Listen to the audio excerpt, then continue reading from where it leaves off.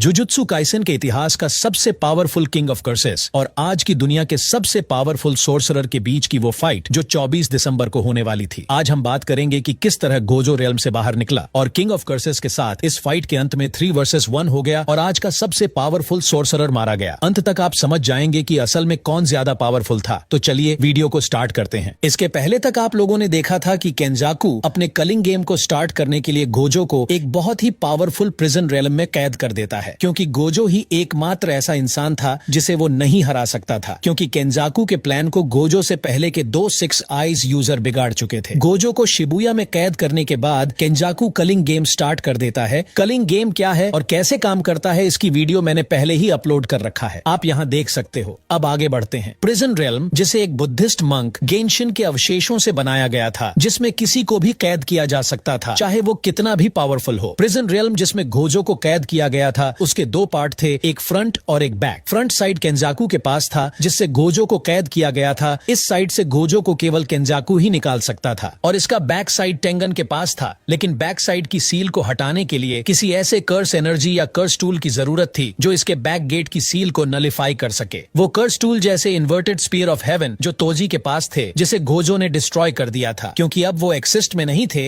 इसीलिए Tengen sorcerer's को back gate देकर उन्हें कलिंग गेम में रीइंकार्नेट प्लेयर हाना कुरुसु के जैकब लैडर के बारे में बताते हैं। उन सभी की एकमात्र उम्मीद गोजो को बचाने के लिए यूजी, तोगे इनुमाकी, यूता माकी, यहाँ तक कि जुजुत्सु हाई के और भी स्टूडेंट्स एक साथ आते हैं और एंजल से मिलकर गोजो को बाहर निकालने का प्लान बनाते हैं। बैक गेट को रखकर सभी छिप जाते हैं और एंजल अपनी टेक्निक जैकब लैडर का यूज कर बैक गेट की एनर्जी को नलिफाई कर देती है। एक खतरनाक विस्फोट के बाद जब वो वहाँ देखने जाते हैं तो गोजो वहाँ दिखाई नहीं देता है, क्योंकि भले ही पिछले गेट की एनर्जी को नलिफाई किया गया था, पर गोजो को फ्रंट गेट से फ्री कर दिया गया। केंजाकू को बैक गेट के बारे में पहले ही पता लग चुका था और उसे पता था कि बैक गेट की सील हटाते ही प्रिजन रेल्म उसे फ्रंट गेट से ही बाहर निकालेगा। इसीलिए उसने पहले ही फ्रंट गेट को पैसिफिक ओशन के जापान ट्रेंच में 8000 मीटर नीचे छिपा दिया, ताकि अगर गोजो वहां से निकले तो वहां का प्रेशर न झेल पाए। और फ्रंट गेट की सिक्योरिटी के लिए उसने बहुत सारी कर्स स्पिरिट को तैनात कर दिया। इसके साथ ही कई लेयर से प्रिजन रेल्म को सील भी कर दिया। लेकिन जैसे ही बैक गेट की सील हटी, गोजो फ्रंट गेट से रिलीज हो गया। प्रिजन रेल्म की सील हटते ही गोजो रेल्म से बाहर आ जाता है। 6 आइज अब अपनी कर्स टेक्निक यूज कर सकता था। उस पर न तो प्रेशर का असर होता, न ही अब केंजाकू के किसी सील का। अब 19 दिन के बाद प्रिजन रेल्म से बाहर आते ही गोजो सीधे अपने फ्रंट गेटों की बॉडी को यूज करने वाले केंजाकू को खत्म करने का फैसला करता है और गोजो सीधे केंजाकू के पास पहुंच जाता है और उसे वार्निंग देते हुए उस पर ब्लू से अटैक करता है। लेकिन तभी सुकुना वहां बीच में आके उसे बचा लेता है। सुकुना को देखते ही गोजो समझ जाता है कि सुकुना यूजी की बॉडी से मेगुमी की बॉडी में आ चुका है। सुकुना गोजो को याद दिलाता है कि जब वो पहली बार मिले थे तो उसने गोजो को जान से मारने के लिए बोला था। सुकुना बोलता है कि वो टाइम आ चुका है। गोजो सुकुना का मजाक उड़ाता है कि यूजी उसे कंट्रोल कर लेता था, इसीलिए यूजी से डरकर वो कायरों की तरह भाग गया। सुकुना की बेइज्जती पर उराव में गोजो पर अटैक करती है, लेकिन गोजो के एक मुक्के में उसे जल्द ही पता चल जाता है कि 6 आइज क्या है। गोजो और सुकुना लड़ पाते इससे पहले ही केंजाकू सुकुना को अभी फाइट करने से रोक देता है और उसे सदियों पहले की अपनी डील याद दिलाता है। गोजो भी इस बात से मान जाता है,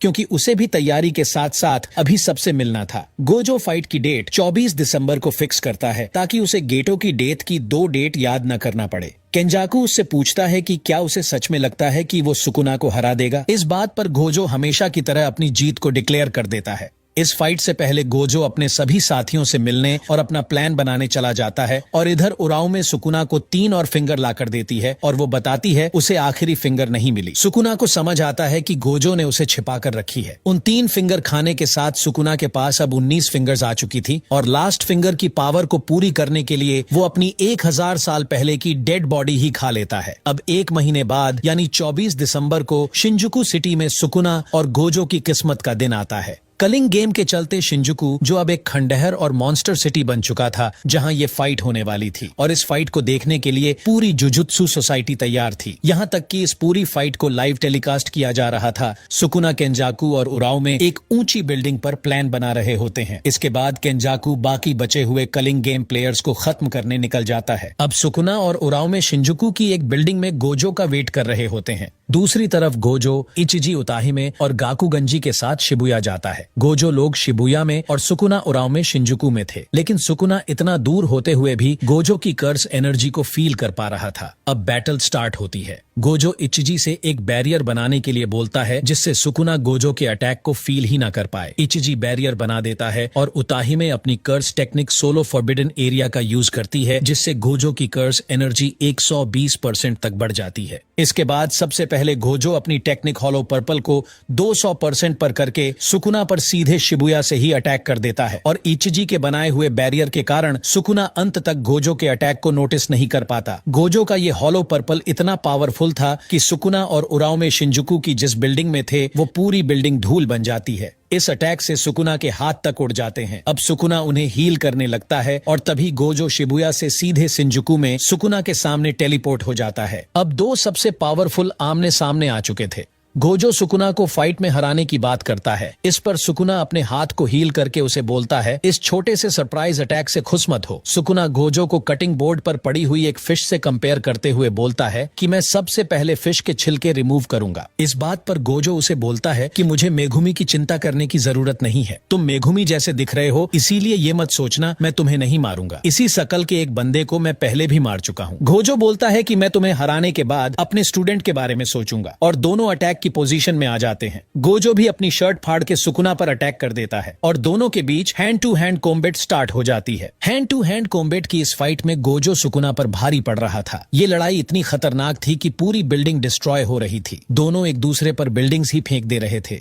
आप लोग सोच रहे होंगे कि सुकुना गोजो की इन्फिनिटी बाईपास करके उसे छू कैसे पा रहा है, तो सुकुना यूज कर रहा था डोमेन एम्प्लीफिकेशन। सिंपल डोमेन की तरह डोमेन एम्प्लीफिकेशन एक ऐसी एंटी डोमेन टेक्निक है जो यूज करने वाले को ओपोनेंट के किसी भी टेक्निक या डोमेन को नलिफाई कर देती है। मतलब यूज करने वाला खुद को एक ऐसे एंटी कर्स टेक्निक डोमेन में रख लेता है कि उसके अंदर कोई भी कर्स टेक्निक काम नहीं करेगी। यही कारण है कि सुकुना जब डोमेन एम्प्लीफिकेशन के साथ गोजो से फाइट कर रहा था, तब डोमेन एम्प्लीफिकेशन के अंदर आने से गोजो की इन्फिनिटी नल हो जाती थी और सुकुना उसे छू पाता था। लेकिन डोमेन एम्प्लीफिकेशन यूज करने का एक नुकसान ये है कि जो डोमेन एम्प्लीफिकेशन का यूज कर रहा उसकी भी कर्स टेक्निक नल रहती है। डोमेन एम्प्लीफिकेशन के साथ यूजर अपनी इनेट टेक्निक यूज नहीं कर सकता। अब एक लंबी हैंड टू हैंड फाइट के बाद गोजो को याद आता है कि मेई लाइव स्ट्रीमिंग कर रही है और सभी उनकी फाइट देख रहे हैं। तभी दोनों एक साथ करते हैं domain expansion. Domain expansion jujutsu sorcerer की हाईएस्ट लेवल की टेक्निक होती है, जिसमें यूजर की कर्स टेक्निक उसके डोमेन के अंदर ओपोनेंट पर श्योर हिट करती है। जैसे कि सुकुना की कर्स टेक्निक क्लीव और डिसमेंटल है और यही टेक्निक उसके डोमेन के अंदर जिसे वो टारगेट करेगा उसे वो लगना तय है, चाहे वो डोमेन के किसी भी एरिया में हो। यहाँ तक कि इस हिट को गोजो की इन्फिनिटी भी नहीं रोक सकती। गोजो का डोमेन अनलिमिटेड वॉइड एक क्लोज डोमेन बैरियर है, मतलब गोजो का डोमेन एक बैरियर के अंदर तक ही सीमित है, जबकि सुकुना का मेलेवलेंट श्राइन एक ऐसा डोमेन है जिसका कोई बैरियर नहीं, उसका पूरा एरिया है। वह बिना बैरियर के खुले में ही अपना डोमेन बनाए रख सकता है। इसीलिए ये और भी खतरनाक है, क्योंकि अगर गोजो के डोमेन को नष्ट करना हो तो उसके बैरियर को नष्ट करने पर गोजो का डोमेन टूट जाएगा। लेकिन सुकुना के डोमेन में कोई बैरियर ही नहीं और सुकुना के सामने उसके डोमेन के रेंज से भागना ये इम्पॉसिबल है। अपने डोमेन को केवल सुकुना ही क्लोज कर सकता है, या फिर सुकुना इतना कमजोर हो जाए कि वो अपने डोमेन को ना कंट्रोल कर सके। इस मामले में भी सुकुना का डोमेन टूट जाता है। वापस आते हैं फाइट पर। गोजो और सुकुना के डोमेन एक दूसरे के आमने सामने आ चुके थे। क्योंकि दोनों के डोमेन इक्वली पावरफुल थे, इसलिए अब तक किसी की टेक्निक के श्योर हिट एक दूसरे पर नहीं लग रहे थे। लेकिन सुकुना का डोमेन एक ओपन बैरियर डोमेन था, वहीं गोजो के डोमेन का बैरियर बाहर से वीक और अंदर से स्ट्रॉन्ग था। इसीलिए सुकुना बाहर से गोजो के डोमेन के बैरियर को डिस्ट्रॉय कर देता है और गोजो अंदर से कुछ नहीं कर पाता, जिससे गोजो का डोमेन टूट जाता है और मेलेवलेंट श्राइन की गारंटेड हिट गोजो की गर्दन काट देती है। गोजो आरसीटी से खुद को ठीक करता है, लेकिन मेलेवलेंट श्राइन की बौछार गोजो पर स्टार्ट हो जाती है। डोमेन टूटने के बाद गोजो अब कुछ टाइम तक अपनी curse technique blue red purple कुछ यूज नहीं कर सकता था। गोजो अब पूरी तरह से कट पिट रहा था। सुकुना के डोमेन के सामने वो बिना डोमेन के लगातार अपनी रिवर्स कर्स टेक्निक को मैक्सिमम आउटपुट पर करके खुद को ठीक कर रहा था। गोजो सुकुना के डोमेन से भागने की कोशिश करता है, लेकिन सुकुना उससे फाइट करने लगता है और गोजो को अपने ही डोमेन में रोके रखता है। गोजो सुकुना के डोमेन में फंस चुका था। वो खुद को हील करने के साथ सुकुना से फाइट कर रहा था, जो कोई आम सोर्सरर कभी नहीं कर सकता, और इसी का फायदा उठाकर सुकुना गोजो को पीट रहा था। इसी बीच गोजो सुकुना के डोमेन से बचने के लिए सिंपल डोमेन का यूज करता है। सिंपल डोमेन भी एक एंटी डोमेन टेक्निक है, जिससे सुकुना के डोमेन के हिट उस पर नहीं लगेंगे, लेकिन एक ओरिजिनल डोमेन के आगे ये ज्यादा देर नहीं टिकेगा। लेकिन इससे गोजो को कुछ देर के लिए हील होने का टाइम मिल जाएगा। सुकुना सिंपल डोमेन के अंदर ही फाइट करने लगता है। जैसा कि मैंने बताया, कुछ देर में ही गोजो का सिंपल डोमेन टूट जाता है और उस पर अगेन से मैलेवोलेंट श्राइन की बौछार होने लगती है। वह फिर से घायल हो जाता है, लेकिन वो तुरंत ही फिर से सिंपल डोमेन बनाता है, लेकिन इस बार वो आरसीटी का यूज करके खुद को हील नहीं कर रहा होता है। सब सोचते हैं कि क्या गोजो की कर्स एनर्जी खत्म हो गई, क्या वो हार गया, और तभी उसका सिंपल डोमेन एक बार फिर से टूट जाता है। सब सोचते हैं कि अब क्या होगा, क्योंकि गोजो अपनी टेक्निक भी यूज नहीं कर सकता, हील भी नहीं हुआ। लेकिन गोजो तभी स्पीड से सुकुना की गोदी में चढ़ जाता है और उस पर रिवर्सल रेड फायर कर देता है। इससे सुकुना दूर जाके गिरता है। यहाँ पर कुछ ऐसा हो चुका था जो आज तक के इतिहास में कभी नहीं हुआ। सब सोच में पड़ जाते हैं कि गोजो की कर्स टेक्निक वापस कैसे आई, क्योंकि अभी अभी तो उसका डोमेन टूटा था। तो हुआ ये कि गोजो ने दूसरी बार जब सिंपल डोमेन बनाया था, तब उसने खुद को आरसीटी से हील करने की बजाय उसने रिवर्स कर्स टेक्निक से अपनी बर्न टेक्निक को ही वापस पा लिया, जिसे आज तक किसी ने सोचा भी नहीं था। सुकुना के घायल होते ही गोजो खुद को हील करता है और एक बार फिर अपना डोमेन खोलता है, लेकिन इस बार गोजो अपने डोमेन के बैरियर को बाहर से स्ट्रांग और अंदर से वीक कर लेता है, ताकि सुकुना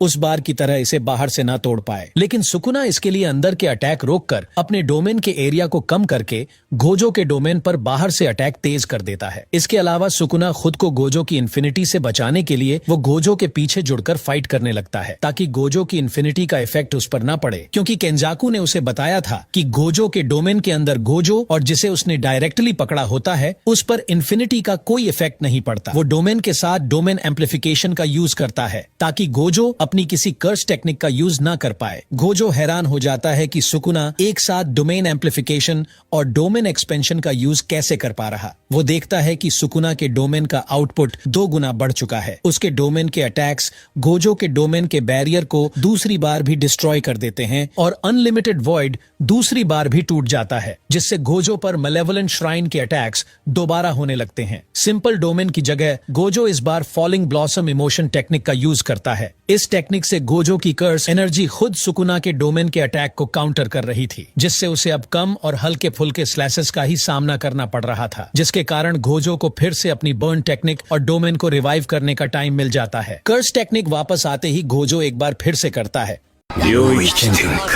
लेकिन इस बार गोजो अपने डोमेन को एक बास्केटबॉल के साइज का बनाता है, ताकि ये ज्यादा इफेक्टिव और पावरफुल हो। लेकिन इसके लिए सुकुना भी अपने डोमेन के आउटपुट को बढ़ाने के लिए अपने डोमेन की रेंज को कम कर देता है, जिससे उसके अटैक्स पावरफुल हो जाते हैं और 3 मिनट के लगातार अटैक के बाद गोजो का डोमेन एक बार फिर से टूट जाता है। सब सोचते हैं गोजो इस बार निपट जाएगा, लेकिन तभी हम देखते हैं कि सुकुना का डोमेन भी इस बार टूट जाता है। यहाँ पर हमें पता चलता है कि इस बार गोजो का डोमेन 3 मिनट तक टिका रहा, और इन 3 मिनटों में गोजो ने सुकुना को इतना मारा कि वो अपने डोमेन को कंट्रोल नहीं कर पाया और उसका भी डोमेन टूट गया। डोमेन से बाहर आते ही दोनों फिर से हैंड टू हैंड फाइट करने लगते हैं। इसी बीच गोजो ये सोचने पर मजबूर हो जाता है कि सुकुना क्या प्लान कर रहा है, क्योंकि डोमेन के अंदर सुकुना को लगातार गोजो ही पीट रहा था। फिर भी उसने मेगुमी की 10 शैडोज टेक्निक में से महोरागा का यूज क्यों नहीं किया, और तभी महोरागा का व्हील घूमता है और गोजो की नाक से ब्लड आने लगता है। यहाँ पर अब सब सोच रहे थे कि डोमेन टूटने के बाद सुकुना अपनी टेक्निक यूज नहीं कर पाएगा